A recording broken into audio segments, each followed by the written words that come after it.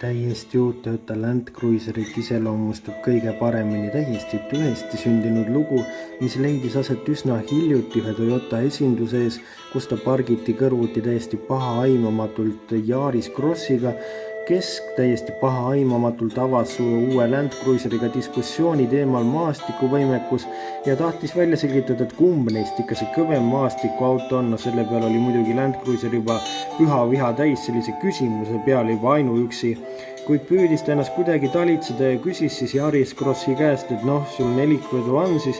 Yaris Cross vastas, et ei ole, aga esiveoga pidi ju ka hakkama saama. Selle peale lõid Land Cruiseril juba kõik silindrid musta tahma täis, kuid püüdis ta ennast veel siiski kuidagi talitseda, kuigi oli täiesti kannatusta katkemas ja küsis siis Yaris Crossi käest veel, et oled sa vähemasti raamil ehitatud. Selle peale vastas Yaris Cross, et ei ole raamil ehitatud ja selle peale paiskas Land Cruiser juba õhku sellise heitmekogus, et lähima 1000 kilomeetri ulatuses kadusid kõik euroametnikud. Kuid küsis ta veel tõesti viimase olulise küsimuse Yaris Crossi käest, et on sul vähemalt üks vägev diiselmootor. Selle peale Yaris Cross vastas, et ei ole, aga mul on 1,5 liitrine turbobensiin hübriidajamiga. Ja selle peale ütles Land Cruiser, millal olid oma juba kannatuse täiesti katkenud ja ütles, et sa parem sõida selle hübriidplönniga minu eest ära kiiresti või muidu ma rullun sust üle ja nii, et sinust jääb vaid üks särisev plekk järgi. Sellise iseloomuga ongi täiesti uus Land Cruiser. Tere tulemast taas kord kaasele oma naisluksuri proovisõidule. Uus Land Cruiser on tõesti palju mehelikum, palju vanakoolilikum kui oli eelmine põlvkond, mis oli turul üle 15 aasta. Ja uus mudel näeb tõesti välja, nagu ta oleks tulnud kusagilt 50-ndatest, 60-ndatest ja Toyota ütlebki, et need ümmargused esituled on inspireeritud 1958. aasta Land Cruiserist ja saab teda ka ägedamate, moodsamate, kandilisemate esituledega, kuid sellised ümmargused tuled on saadaval First Editioni puhul, mis on vaid piiratud koguses, kui ta vähemalt mujal maailmas saab neid ümmargusi esitulesid ka hiljem, kuid seda siis vaid baasvarustuse puhul. Ja anda tehtud palju jäigem ja muidugi anda vaid pideva nelikveoga ja suudab ta sõita igasugusel maastikul, suudab ta läbida 70 sentimeetrist veetakistust, suudab ta kasutada aeglustit, saad reguleerida tema vedrustust, diferentsiaali lukke ning isegi on tal olemas selline asi nagu kaljult ronimise püsikiiruse hoidja, nii et anda kõigele mõelnud ja tagaistujatel on jalaruumi piisavalt ja pearuumi ka piisavalt ja on olemas seal 3-tsooni kliimaseade, küll on aga keskmisel reisel selle ebamugav suure kardaani tunneli tõttu ja olemas ka tal 3 istmerida ehk saadaval ta ka 7-kohalisena ja raha eest, kus on aga natukene ebamugav siiski istuda ja 620 liitrit on tal pagasruumi mahtu, mis tähendab, et see on vähenenud tegelikult 20 liitri võrra võrreldes eelmise mudeliga, aga seda pagasiruumi ülemist klaasi saab ka täiesti eraldi avada. Ja tagavararatas on tal ka põhja all olemas, nii nagu vanadele headele aegadele kombeks.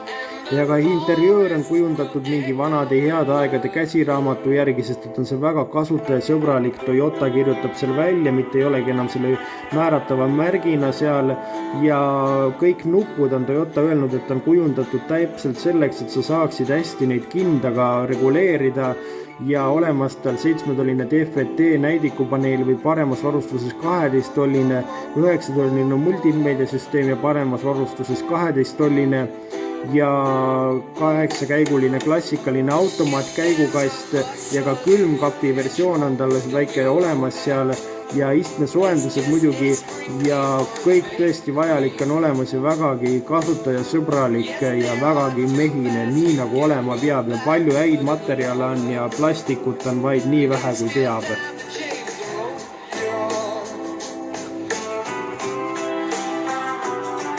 Alguses pidi ta maksma üle 70 000 euro, kuid paljud eestlased ütlesid, et natuke ikka palju, kas natukene odavamalt ei saaks. Toyota tuli meile vastu aga selle arvelt, et viskas ta Land Cruiseri varustusest mõningad vidinad minema, kuid kes ikka tahaks minna keskaega avastama mingi wifi võrguga, nii et tõepoolest baasvarustus on tegelikult minu meelest üsnagi mehiline. Seal puuduvadki listmesoojendused ja seal on plastmassist rool, seal puuduvad esitulede pesurid ja palju muudki ja võtmega pead sa olema suuteline teda käima panema, kuid minu meelest ongi see just veel mehisem ja ega ei peagi kogu mugavusvarustusse teadma ja sellise 58. aasta tuledega ega tol hetkel ei teadnudki keegi, mis on esitulede pesurid või istmesoojendused, nii et milleks pilti siin sogada.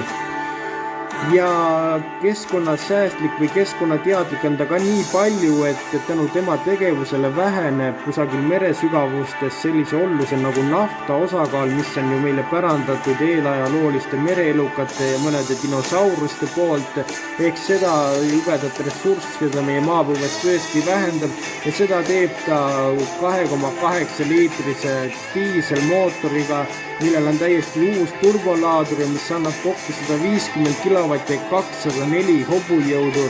0-100 jõuab ta 11 sekundiga ja kütust kulutab ta 9 liitrit 100 kilomeetri kohta.